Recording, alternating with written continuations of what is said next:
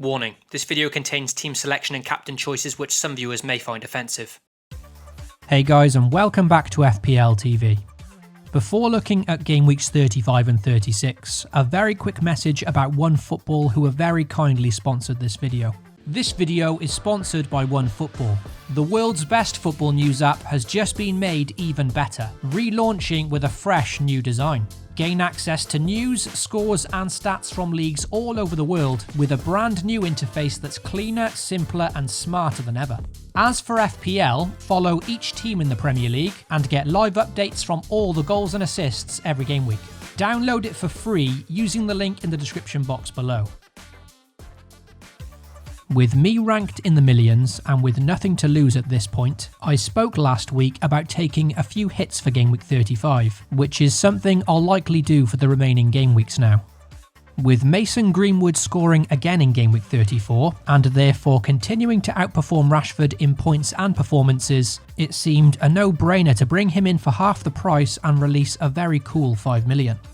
With this cash, I then took a -4 hit and upgraded my bench option John Fleck to Anthony Martial, completing a triple up on United options for their game week 35 fixture at home to Southampton.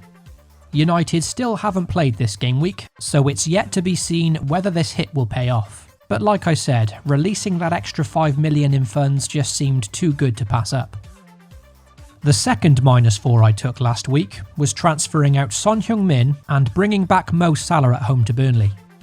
Last week I was massively burned by Mo Salah, who racked up 18 points after selling him whilst Son was benched against Bournemouth. So I had to laugh this week when I reversed this move, captained Mo Salah for his blank, and then Son racked up a huge 13-pointer against Arsenal. 7 days ago, this would have really hurt, but now, having mentally checked out of this season, I'm just going through the motions now and looking forward to a fresh start next year. For a split second, there was a moment when I questioned my patience on this move, but then realised I've still got Dominic Calvert-Lewin in my squad, and therefore I must have the patience of an absolute saint. The last 2 game weeks have also been very disappointing since buying Kevin De Bruyne and Phil Foden. Man City have scored 10 goals in the last 2 games, and this pair have only produced 1 single assist between them. All I can hope now is they do the business against Bournemouth next time out. The surprise package of the game week was Sheffield United, with the Blades facing an informed Chelsea in game week 35. With me wanting to make some changes regarding my attacking players last week, neglecting my defence hugely paid off, with Ender Stevens bagging his 4th assist of the season and the Blades keeping a clean sheet.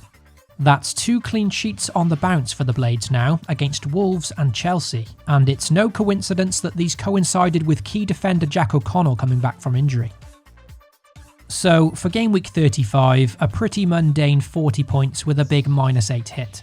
The -8 leaves me bang on the average of 32 points this week, and a small red arrow to just outside the top 1 million.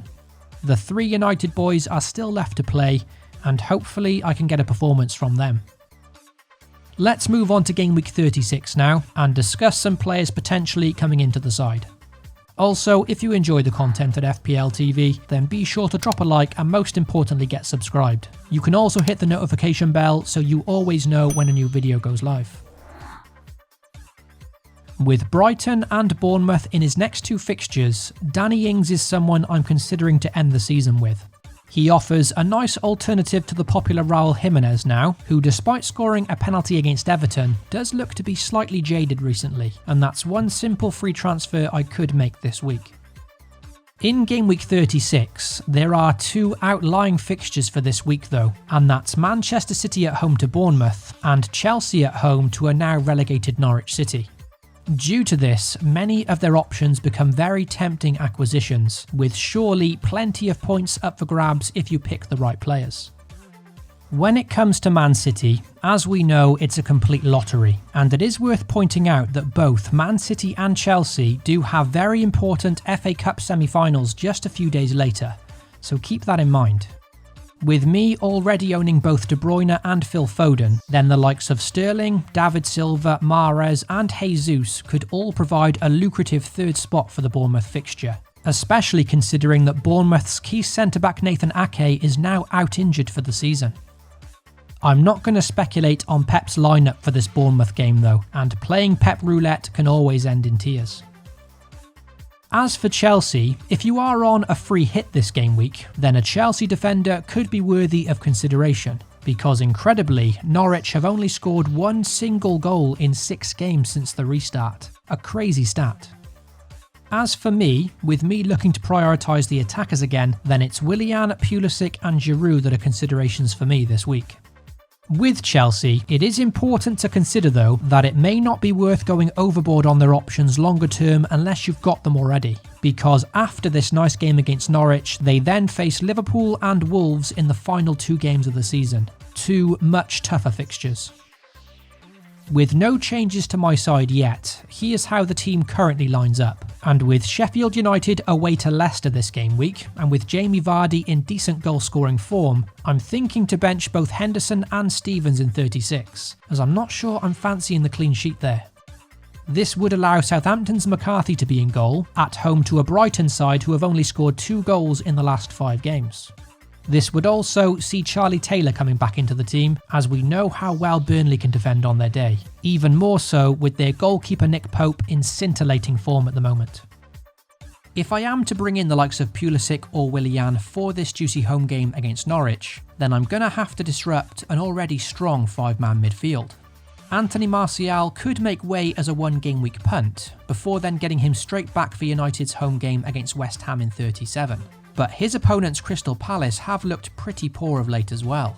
So as much as I'd like a Chelsea player for this Norwich game, I'm really struggling to see where I can fit them in. The same can be said for Raheem Sterling.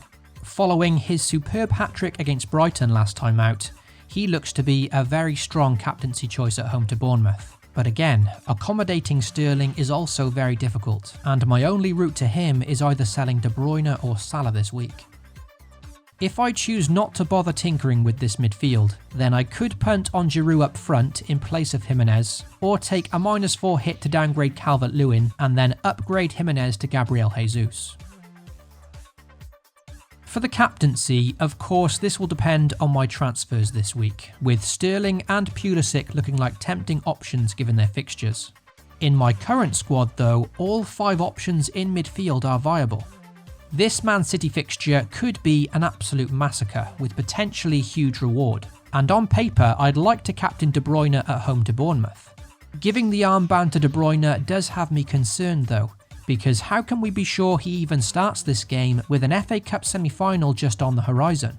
For this reason, it's pot luck this week with any of the City options you choose. With Pep roulette always being a nightmare to predict, perhaps it is better to hand the armband to Salah or Fernandes for Game Week 36. At least with these 2, you know for sure they're going to play the majority of the game.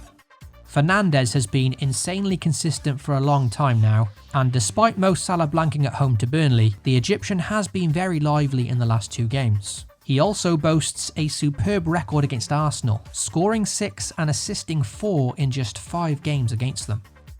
With less than a day between game weeks, I simply haven't had time to finalise my captaincy decision yet, but with them all being great choices, it really is luck of the draw. My advice would be, if you are going to captain a Man City player, then be sure to set a strong vice-captain just in case.